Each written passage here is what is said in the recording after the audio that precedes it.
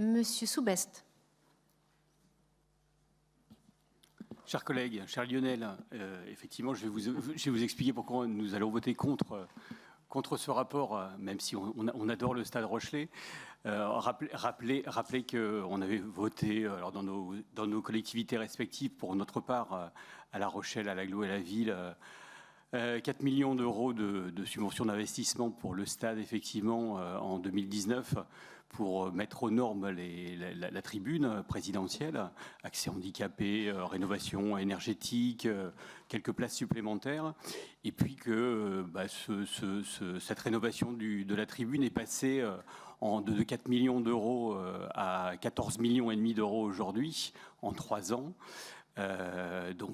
Voilà, il y a tout un tas de raisons qui l'expliquent. Pour notre part, on trouve que les 8 millions et demi d'euros mis par les collectivités, c'est beaucoup d'argent public et qu'il y a aujourd'hui d'autres priorités.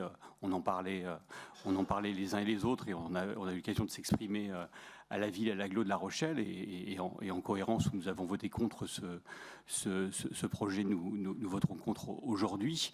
Et puis je trouve assez dommageable que l'effet inflationniste qui a fait grimper de 2 millions ou 2 millions et demi la facture finale ne soit prise en charge uniquement par les collectivités territoriales, alors que le cœur du projet de la rénovation de la tribune, quand même s'il y a des places supplémentaires, c'est la mise à disposition d'espaces de loges pour le Stade Rochelais, pour la SAS Stade Rochelais, donc pour rentabiliser des espaces, que je comprends, il y a une logique économique qui est là-dedans.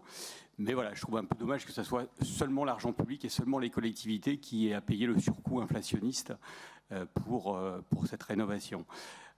Voilà, ça n'empêche pas, bien évidemment, de partager le soutien au stade. Je rappelle que l'agglomération de La Rochelle vote tous les ans une subvention de fonctionnement de 500 000 euros sans que ça ne pose de problème.